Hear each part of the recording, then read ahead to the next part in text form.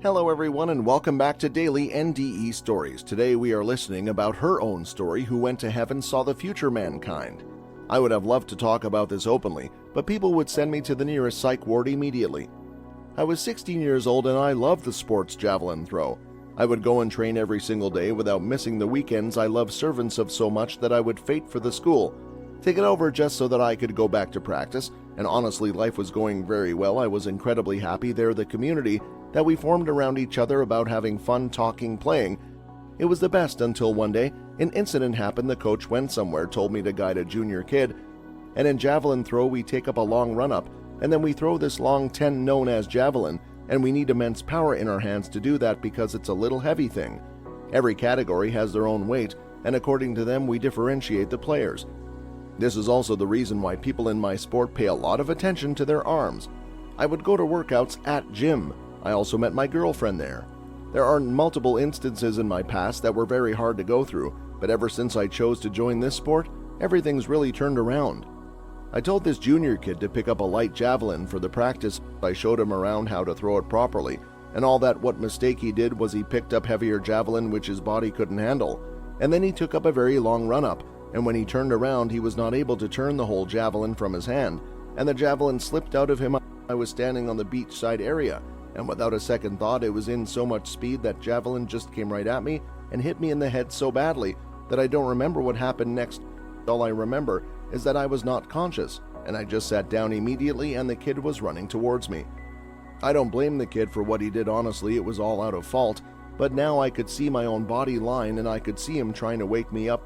Yeah, I think I was with my soul form already, and now I could travel the anywhere and nobody is able to see me, but my soul was already moving itself towards the direction. I was not controlling it. I could just feel that something is there, which is making us whole move up towards the most where. I could see the beauty of the sky, I could see the beauty of the mountains, the beauty of life, how beautiful it looks from the sky, how Earth looks, and then I could see myself going into the space, up and up and up above. As I go, I saw the moon. It was looking wonderful now. I realized how amazing astronauts feel when they see celestial objects. Soon enough, my soul started to divert in a direction that was away from the moon and from the earth to a point where I don't remember my eyes were being closed. I could just feel my soul floating around. When I gained consciousness, I woke up and I realized a unicorn is standing right beside me. I thought unicorn was fairy tales. The unicorn comes near me and talks to me. He says, "The Father is waiting for you, please get ready." And I got and the unicorn lay its head down. I touched its horns. It was real. It felt very real. It was made of a material I don't think it's available on Earth. Then the moment I put on my ground, it started to feel liquid. But it wasn't liquid at all, it was solid floor. I don't know what element the tiles were made of. They were not tiles, they were something completely different and expert magical. Then I sat on the unicorn, and we went around, and as I looked here and there, it was such a beautiful valley of all the beautiful creatures that I've never heard about in my entire life. There were so many people. So many souls, none of them looking like human. There were so many beautiful mansions that felt agencies and modern at the same time. There were multiple gateways, there were multiple paths. And the unicorn finally stopped at a destination where I saw a man 7 feet tall, a little heads, and he was smiling, looking at me. "You arrived finally, my child. What am I doing here? I believe I have to send a message on Earth, which is why I needed to call you." "So you mean the javelin throw on me was not an accident?" "Oh, it was an accident. It's just that I planned that accident, so in a way for me it was not an accident, but for the people on Earth it was definitely an accident. My lord, I'm very grateful to meet you." "So I am, my child. We are all united after all. How is heaven?" he asked me. I explained in that it's possibly the most beautiful thing I've ever seen, and that I also asked him that I want to stay. He tells me, "My child, you have a purpose to fulfill. You possess a great calling." I was confused as to what he is saying. "We need you to do something for us." I said, "Definitely I will." He says, "We need you to go back to Earth." Was like, what? I don't want to go back to it and feel comfortable here. And he goes, "Yeah, I know, but I think that if I show you the future, maybe then you'll agree to go back." "All right, then come along."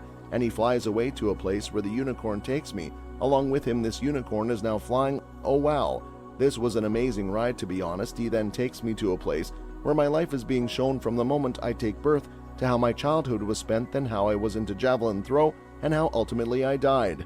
I forgot to tell you that there was a device given to everyone in which they could record anything they want. I was also given that device. This device was not at all like how phones look like on Earth. They were very different. It did not feel like it is some new technology. It had multiple functions it could perform, like record, play music, etc. It looked like a piece of soap. It had no LED screen, but it showed me my recordings. This was your life. What I'm about to show you is the future of mankind. Take a look inside the bowl, he tells me. I placed my device at a certain angle so it could record how the future of mankind actually looks like.